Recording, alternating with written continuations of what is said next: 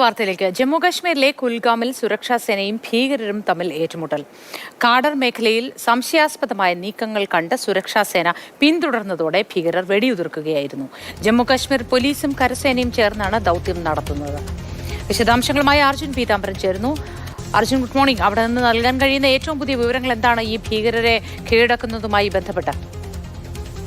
നിലവിൽ 5 ഭീകരരെ വധിച്ചു എന്നുള്ളൊരു റിപ്പോർട്ട് ലഭിക്കുന്നുണ്ട്. ഒപ്പം തന്നെ 2 സൈനികർക്ക് പരിക്കേറ്റതായും ഇപ്പോൾ സൈനിക വൃത്തങ്ങൾ സൂചിപ്പിക്കുന്നു. ഏറ്റവും പുതിയ റിപ്പോർട്ടാണത്.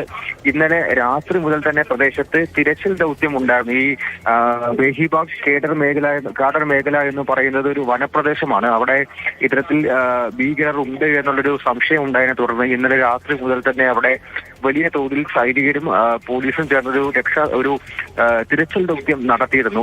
ആ ദൗത്യത്തിനിടയിലാണ് ചില സംശയാസ്പദമായിട്ടുള്ള രീതിയിൽ നീക്കങ്ങൾ കണ്ടതിന് പിന്നാലെ ചില ആളുകൾക്ക് പിന്നാലെ സൈനികർ പോയതും ആ ഭീകരർ സൈനികർക്ക് നേരെ വെടിയുതിർക്കുകയും ചെയ്തത്. അങ്ങനെ ഇന്ന് പുലർച്ചയോടുകൂടി തന്നെ ഈ ഒരു ദൗത്യം അതൊരു ഏറ്റുമുട്ടൽ ദൗത്യത്തിലേക്ക് ആയി മാറുകയായിരുന്നു. എന്തായാലും ഇപ്പോഴും കാഡർ മേഖലയ്ക്കകത്ത് ഈ വനമേഖലയ്ക്കകത്ത് ദൗത്യം തുടരുന്നുണ്ട്.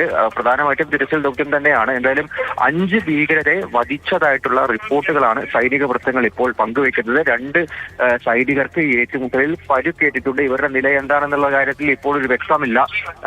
അക്കാര്യത്തിലടക്കം സൈനിക വൃത്തങ്ങൾ അല്ലെങ്കിൽ സൈനികർ വളരെ വൈകാതെ തന്നെ ഒരു ഔദ്യോഗിക സ്ഥിരീകരണം നടത്തുമെന്നുള്ളതാണ് വ്യക്തമാക്കുമെന്നുള്ളതാണ് ഇപ്പോൾ കരുതുന്നത്. ശരി അർജുൻ.